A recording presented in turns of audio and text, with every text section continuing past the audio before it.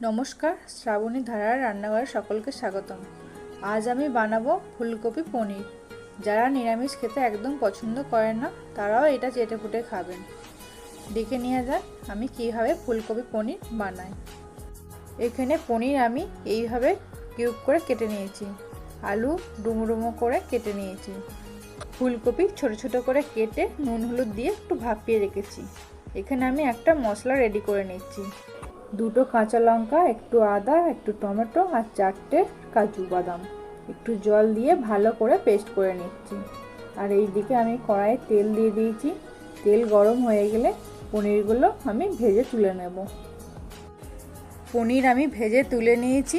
এখন আমি ওই তেলের মধ্যেই ফুলকপিগুলো দিয়ে দিলাম ভাজার জন্য।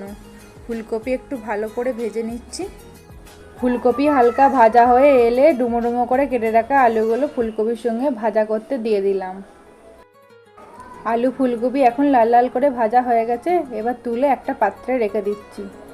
তারপর কড়াইতে দিয়ে দিলাম সর্ষের তেল। ফোড়নের জন্য দিয়ে দিলাম তেজপাতা, একটা শুকনো লঙ্কা আর 5 ফোড়ন।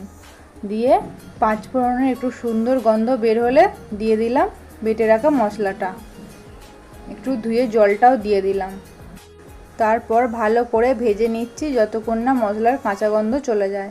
মশলার কাঁচা গন্ধ চলে গেলে দিয়ে দিলাম 1 চামচ হলুদের গুঁড়ো, 1 চামচ জিরের গুঁড়ো আর একটু ধনের গুঁড়ো দিয়ে ভালো করে কষিয়ে নিচ্ছি। মশলাটা কিছুক্ষণ ভাজার পর দিয়ে দিলাম কাশ্মীরি লঙ্কার গুঁড়ো, দিয়ে ভালো করে মিশিয়ে দিচ্ছি।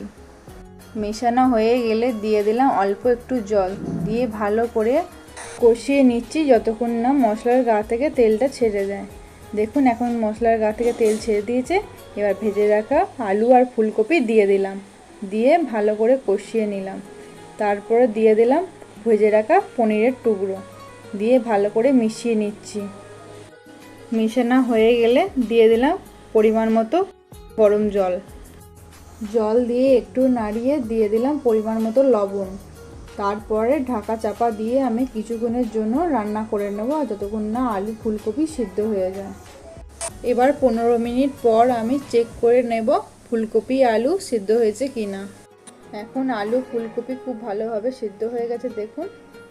তারপরে দিয়ে দেব 1/2 চামচ চিনি আর একটু গরম মশলার গুঁড়ো, দিয়ে সব কিছু একসঙ্গে মিশিয়ে তৈরি হয়ে যাবে ফুলকপি পনির। আমার রেসিপি যদি ভালো লাগে লাইক, শেয়ার, সাবস্ক্রাইব করে দেবেন।